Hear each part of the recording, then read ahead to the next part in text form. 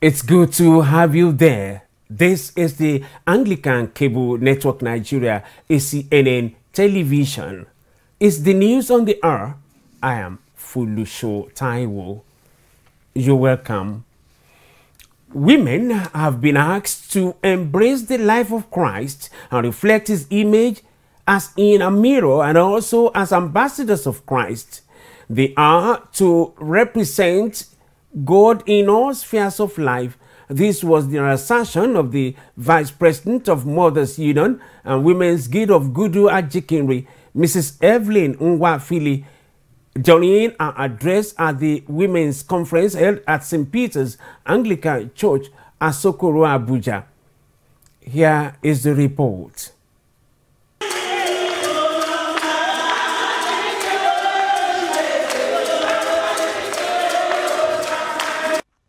Every year, women of the Anglican Communion worldwide gather in different churches, Anglican dioceses, and even in the national bodies to fellowship and discuss on ways of moving the women ministry of the Anglican Church forward, as well as teachings and studies that edify spiritually and morally.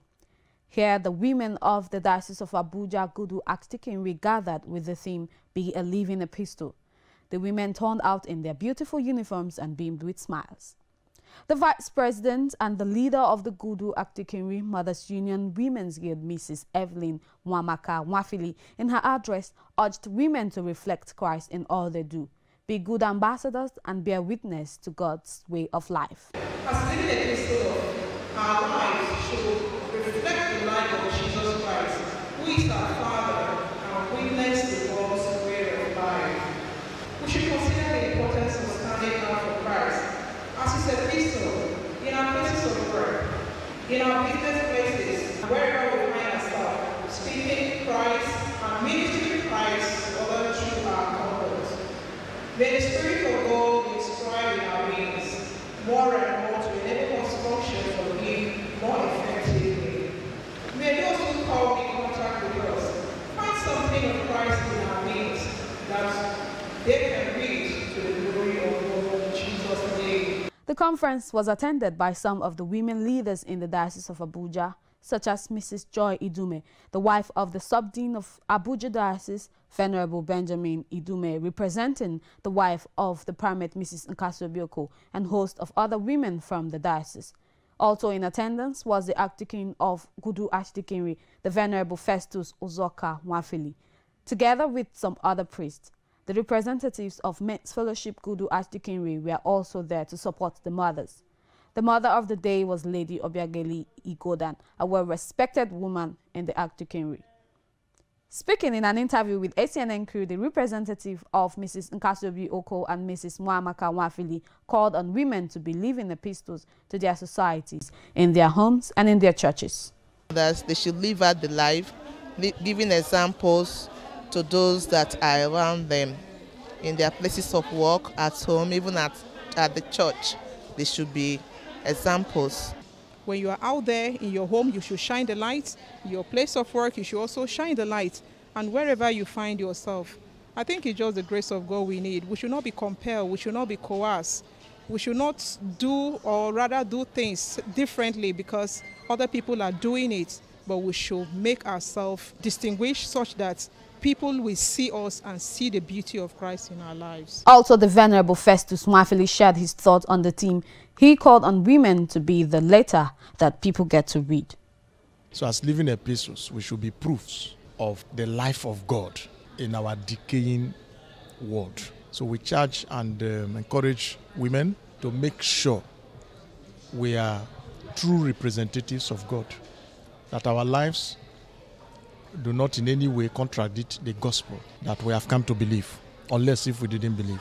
We should be able to live it out, that those who do not even have the time to read the scriptures will read the scriptures in us. We know Jesus through our lives. I will be invited to the faith that we share as Christians. If all mothers will rise from this conference with the determination of making every member of their families Christians indeed, then I think that is the first step and the right step to start with. The chairperson of the conference, Lady Christy Okabiala, and other participants led their voices on the theme and how women should inculcate the habit of being God's ambassadors in their homes, churches, and society. We are the caretaker, we are the nurturer of the children from the cradle. The way we relate with the family, with our husbands, with our children at home, there are letters that the children or the people who are within us, there are letters that they read. For instance, a woman that gets angry all the time, the children are watching. The household members are watching, and they seem to see it as a normal way of life.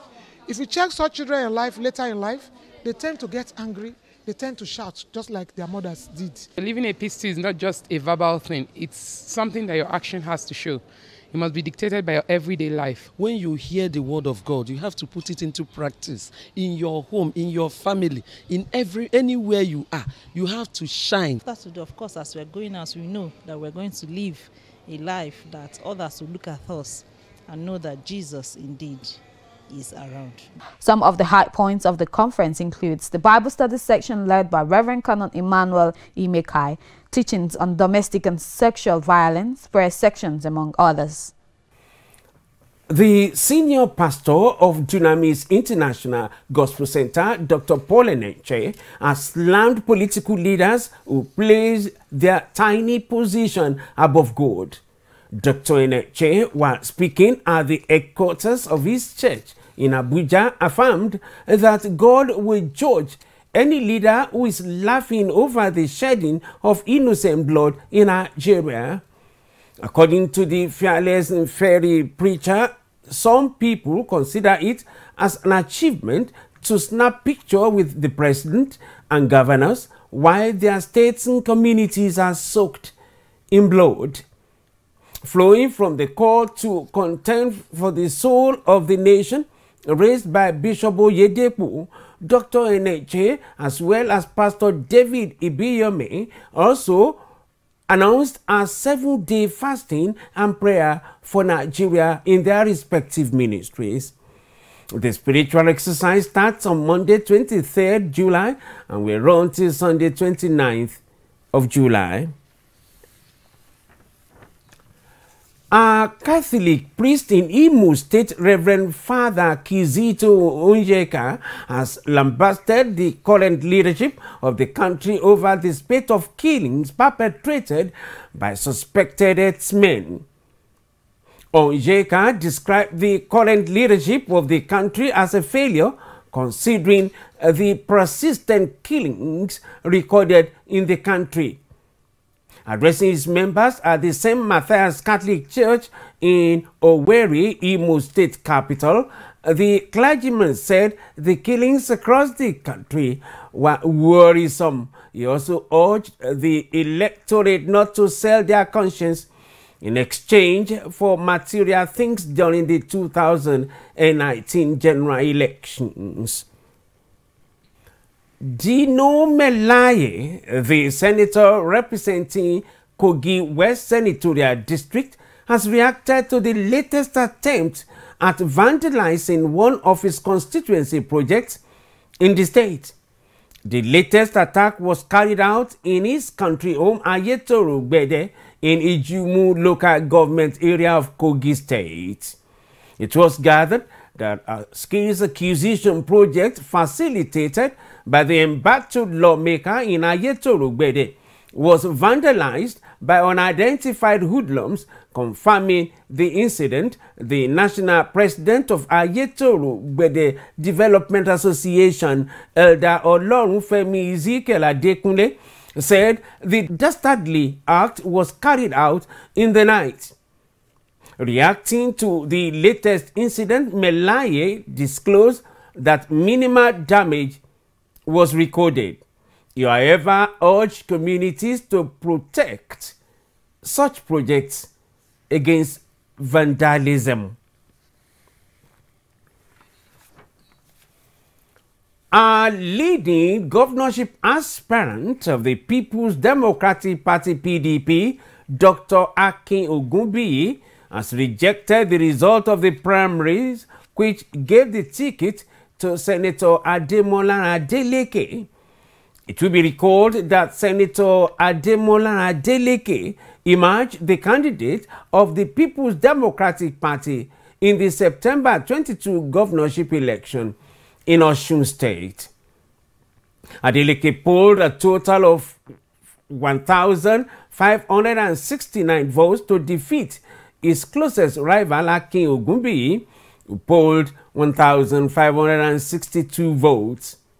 According to the result, Adeleke edged out Ogunbiyi by 7 votes.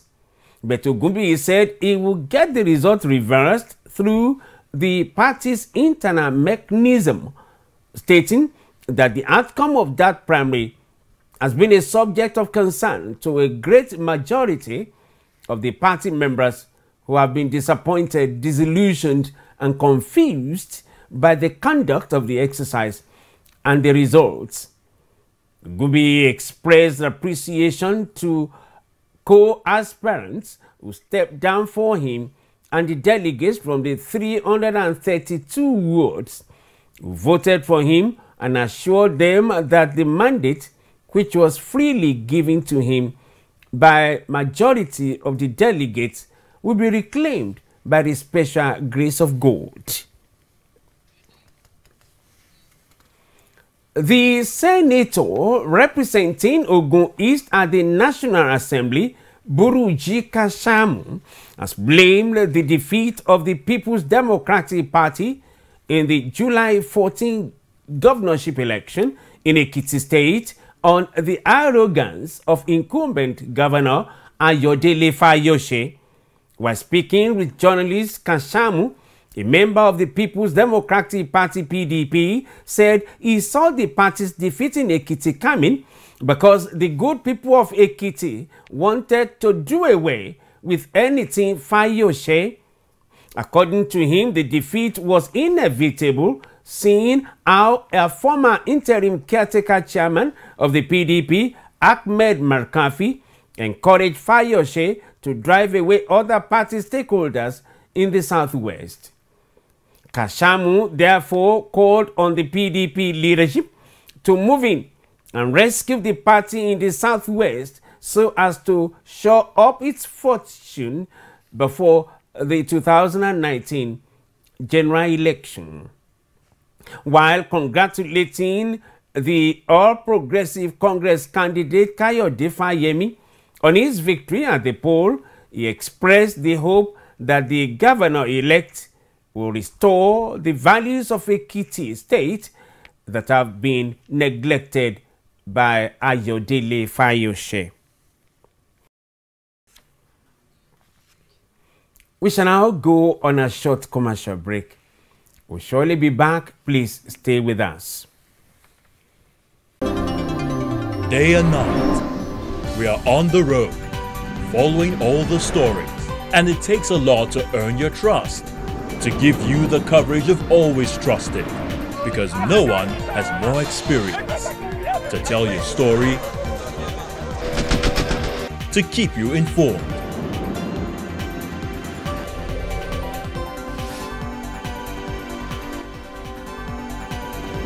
China's television news at 10, showing on Anglican Cable Network Nigeria, starting from August.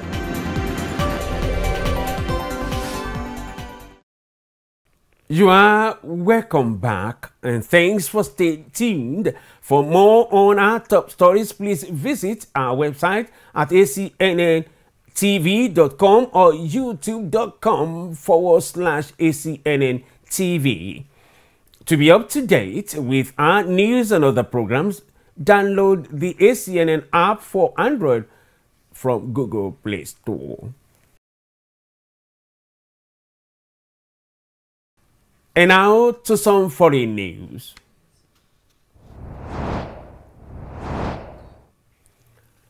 The U.S. President Donald Trump has again blamed former President Barack Obama for not doing something about alleged Russia's meddling in the 2016 presidential election while he was still president, and Mr. Trump, in a tweet, also described the alleged election meddling as a hoax saying it was the reason Obama did not act. He said Mr. Obama, though the Democratic presidential candidate and arch-rival Hillary Clinton, was going to win, alleged Russia's interference in the 2016 presidential election, in which Mr. Trump won by electoral college but lost to Mrs. Clinton by almost 2 million popular votes, led to the setup of the special panel headed by Robert Mueller. The FBI had earlier released a redacted version of the warrant application on page marking the first public disclosure of a highly sensitive FRSA request, but said that the FRSA documents confirm the little doubt that the Justice Department and the FBI misled the courts. Mr. Trump went on to allege that his campaign was potentially being illegally surveyed for the political gain of crooked Hillary Clinton and the Democratic National Congress.